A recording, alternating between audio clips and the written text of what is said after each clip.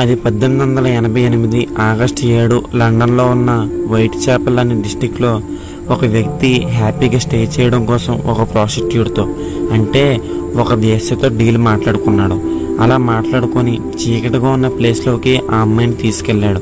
అలా తీసుకెళ్ళిన తర్వాత ఆ అమ్మాయి అస్సలు ఊహించని విధంగా ఒక కత్తిని తీసుకొని ఆ అమ్మాయి యొక్క గొంతును కోసేశాడు. అలా అంతటితో ఆగకుండా కడుపును కూడా అదే కత్తితో చీల్చి అక్కడే పడేసి వెళ్ళిపోయాడు. ఉదయం అయ్యేసరికి అటుగా వెళ్తున్న ఇద్దరు వ్యక్తులు గొంతు ఇంకా తన కడుపు చీల్చబడి ఉన్న ఆ వేశ్య యొక్క శవాన్ని చూసి చాలా భయపడి పోలీసులకు ఇన్ఫార్మ్ చేశారు. పోలీసులు అక్కడికి వచ్చి తన వేశ్యే కదా, ఏదో పర్సనల్ ప్రాబ్లం వల్ల తనంటే కిట్టన వాళ్ళు ఎలా చేసి ఉంటారని పోలీసులు కూడా ఈ విషయాన్ని పెద్దగా పట్టించుకోలేదు. మళ్ళీ అదే రోజు ఇంకొక ప్రాస్టిట్యూట్ శవం ఒకటి దొరికింది. ఈ అమ్మాయి కూడా ముందమ్మాయిలాగే గొంతు ఇంకా కడుపు చీల్చబడి చనిపోయింది. దీంతో పోలీసులకు ఇదంతా ఎవరో కావాలని చేస్తున్నారు అని అనిపించింది. పోలీసులు కూడా కొంచెం అలర్ట్ అయ్యారు. ఇలా జరిగిన 2 రోజుల తర్వాత మళ్ళీ ఇద్దరు అమ్మాయిల శవాలు దొరికాయి. వీళ్ళిద్దరూ కూడా తమ గొంతు ఇంకా కడుపు చీల్చబడి చనిపోయి ఉన్నారు. ఇంకా రోజు రోజుకి శవాల సంఖ్య పెరిగిపోతుంది. అక్కడున్న ప్రజలతో పాటు పోలీసులకు కూడా ఇదంతా ఎవరు చేస్తున్నారో అని తెలియక భయం పట్టుకుంది. కాబట్టి పోలీసులు ఇలా ఎవరు చేస్తున్నారు అని తెలుసుకోవడానికి ఎంత ట్రై చేసినా సరే పోలీసులకు ఎలాంటి క్లూ దొరకలేదు. కానీ శవాల ఆధారాలను బట్టి ఈ హత్యలన్నీ చేస్తున్న వ్యక్తి ఒక సీరియల్ కిల్లర్ అని తెలిసింది. అది ఎలా అంటే హత్యలకు గురైన అమ్మాయిలు పోస్ట్మార్టం రిపోర్ట్స్లో చూస్తే ఇతను ప్రాస్టిట్యూట్ని టార్గెట్ చేసినప్పటికీ అలా చంపబడిన ఏ అమ్మాయితో కూడా ఇతను సెక్స్ చేయలేదు. అంటే అతనికి అమ్మాయితో సెక్స్ అవసరం లేదు, కేవలం చంపడం మాత్రమే కావాలి. కాబట్టి ఇలా చంపడం కావాల్సింది ఎవరికి? సీరియల్ కిల్లర్స్కే అయి ఉంటుంది. కాబట్టి ఇతను ఒక సీరియల్ కిల్లర్ అని పోలీసులు కన్ఫర్మ్ చేసుకున్నారు. కానీ అప్పుడు ఆ ప్రాంతంలో ఉండే అమ్మాయిలకు ఎప్పుడు ఏం జరుగుతుందా అని చాలా భయం వేసేది. ఎందుకంటే హత్యలకు గురైన వాళ్ళందరూ అమ్మాయిలే కాబట్టి. కావున ఆ టైంలో అమ్మాయిలు కొంచెం ఎక్కువ భయపడేవాళ్ళు. దీంతో పోలీసులకు కూడా ఏం చేయాలో తెలియక భయం పట్టుకుంది. ఇలా ఉండగా కొన్ని రోజుల తర్వాత పోలీసులకు ఒక లెటర్ వచ్చింది.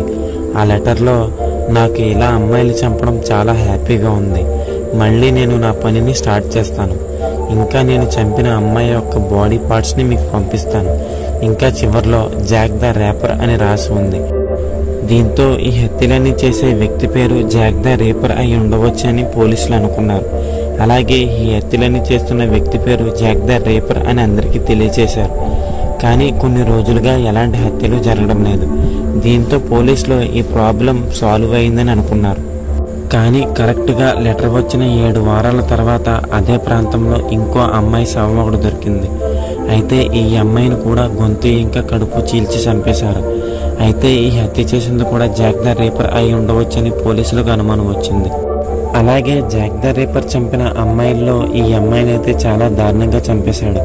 అది ఎలా అంటే ముందమ్మాయిలను గొంతు ఇంకా కడుపు చీల్చి చంపాడు. ఈ అమ్మాయిని కూడా అలాగే చంపినప్పటికీ ఈ అమ్మాయిని చంపేసిన తర్వాత ఆ అమ్మాయి లోన ఉన్న బాడీ పార్ట్స్ అన్ని బయటికి తీసి చెల్లాచెదురుగా పడేసి అతి దారుణంగా చంపేశాడు. ఎంత దారుణంగా అంటే ఆ అమ్మాయి బాడీ పార్ట్స్ని ముక్కలు ముక్కలుగా కట్ చేసి ఇంకా ఆ అమ్మాయి యొక్క గుండెను తనతో పాటు తీసుకొని వెళ్ళిపోయాడు. ముందు చంపిన అమ్మాయిలే కాకుండా ఇప్పుడు చంపిన అమ్మాయిని అతి దారుణంగా చంపడానికి కారణం ఏమిటంటే ముందు జరిగిన హత్యలన్నీ పబ్లిక్ ప్లేస్లో జరిగాయి. కానీ ఈ అమ్మాయిని చంపింది మాత్రం ఆ అమ్మాయి యొక్క సొంత ఇంట్లోనే. ఇంకా ఆ కిల్లర్ అమ్మాయిలను చంపి చాలా రోజులవుతుంది కదా. దీంతో తన కసి మొత్తాన్ని ఈ అమ్మాయి మీద చూపించేశాడు. ఇంకా ఇంత దారుణమైన హత్యలు చూసిన తర్వాత ఆ ప్రాంతంలో ఉండే అమ్మాయిలకు మాత్రం పైన కింద తడిసిపోయేది. ఎప్పుడు ఏం జరుగుతుందా అనే భయంతో ఎవరికి కూడా నిద్ర పట్టేది కాదు. ఇలా ఉండగా మరికొన్ని రోజులుగా ఆ ప్రాంతంలో ఎలాంటి హత్యలు జరగలేదు.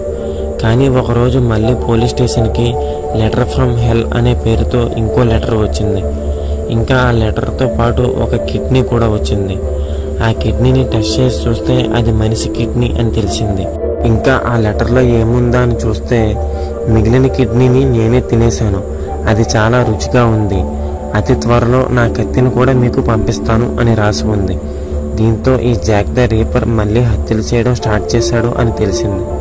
ఇంకా ఆ ప్రాంతంలో జాక్ ద రీపర్ అనే పేరు చెప్తే ఆడవాళ్లకు ఏదో తెలియని భయం. కానీ ఆ లెటర్ వచ్చిన దగ్గర నుంచి ఇప్పటి వరకు ఎలాంటి హత్యలు జరగలేదు.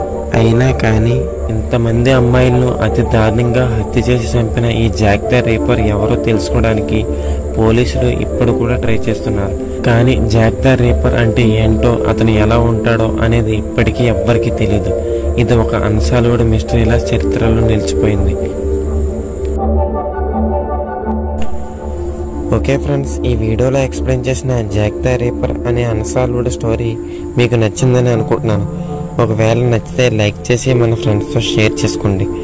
ఇంకా మీరు నాకు ఏమైనా చెప్పాలనుకుంటే కామెంట్ బాక్స్లోకి వెళ్ళి కామెంట్ చేయండి. ఇంకా ఇప్పటి వరకు మీరు మన ఛానల్ సబ్స్క్రైబ్ చేసుకోకపోతే ఇప్పుడే సబ్స్క్రైబ్ చేసుకోండి.